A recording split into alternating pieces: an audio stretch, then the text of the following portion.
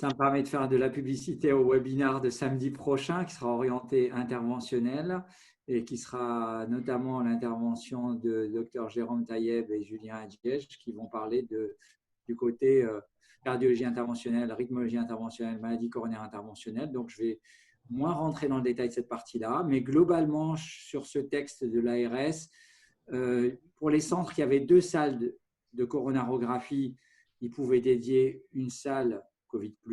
Pour les salles qui n'avaient pour les centres qui n'avaient qu'une salle de coronarographie, si le patient Covid+ était exploré dans le cadre d'un syndrome coronaire aigu non ST+, on va le faire plutôt en fin de journée après le reste des patients. Pour, par exemple, nous, au bloc opératoire, pour la rythmo-interventionnelle, on a dédié une salle en pression négative aux interventions en général, quelle que soit la chirurgie Covid+. Donc, ça peut être des interventions de cardiologie ou hors cardiologie.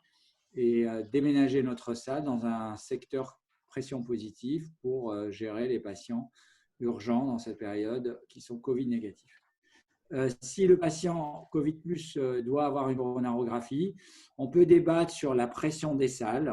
Pour le texte ARS, on avait dit pression neutre ou négative. Pour la mettre neutre, il suffit juste d'ouvrir les fenêtres et ça vous mettra la pression neutre. Là, il y a un débat de savoir est-ce qu'on le met en permanence ou pas et certains hygiénistes de certains centres ou certains clins n'ont pas voulu le faire pour le moment, d'après ce que j'ai su. On pourra en débattre si vous voulez. Donc, l'opérateur, moi dans ma pratique, il met un masque FFP2 et l'infirmière, elle devrait mettre un masque au moins chirurgical. Moi dans ma pratique, quand c'est un patient Covid+, elle met un masque FFP2. Chez les petites astuces, on essaye d'avoir quelqu'un qui aide à l'extérieur de la salle et qui peut amener le matériel pour éviter qu'on sorte de la salle. Et d'autre part, une fois qu'on est rentré dans la salle, on n'en sort plus pour éviter vraiment de sortir les germes de la salle vers l'extérieur de la salle. Et l'une des petites astuces, lorsque je rentre pour aider en salle à l'installation, je mets mon tablier de plomb, puis je mets une première tenue au-dessus. Et après, je peux me remettre une deuxième tenue après m'être stérilisé pour faire l'intervention. D'avoir suffisamment de personnel, ça justifie pas mal de personnel pour finalement, parce qu'il faut du monde à l'extérieur pour éviter qu'on fasse des allers-retours parce qu'il manque du matériel. Donc, toujours penser à ça, de bien prévoir à l'avance tout le matériel dans la salle et d'avoir de l'aide à l'extérieur pour éviter au maximum de faire des allers-retours entre l'intérieur et l'extérieur de la salle. Mon commentaire sur la partie invasive va être assez bref pour laisser l'intérêt de la session de samedi prochain. Ok, merci Walid. J'ai une question tout de suite pour toi sur ces fameuses discussions et controverses qu'on a eues au niveau national sur la pression neutre ou négative en salle d'interventionnelle.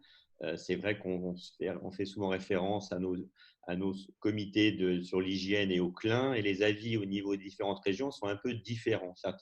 Certaines régions restent en pression discrètement positive avec des systèmes de double filtre pour éviter effectivement que le virus parte dans les circuits de ventilation. A priori, en Île-de-France, vous avez mis vos salles en pression négative. Je ne dis pas que ça a été fait. C'est ce qui a été recommandé dans le texte ARS. Ma salle de coro, elle est encore en pression positive. Ça n'a pas été modifié parce qu'effectivement, le CLIN local n'a pas jugé de modifier, comme probablement chez toi, de modifier la pression. Au niveau du bloc opératoire, c'était différent parce qu'il y avait plusieurs salles et dès le départ, on a dû réorganiser. Comme nous, la rythme interventionnelle se fait au sein du bloc, on a dû réorganiser le parcours du patient, suivant s'il est Covid positif ou Covid négatif. Et comme il y avait plusieurs salles, on a mis des salles en pression négative et des salles en pression positive. Et c'est ça qui a déterminé c'est le statut du patient qui détermine la salle dans laquelle il est fait. La salle de coronarographie, étant donné qu'on n'avait qu'une seule, pour le moment, elle n'a pas été mise en pression négative. Mon avis personnel, je pense qu'elle devrait être en pression négative, mais c'est mon avis personnel.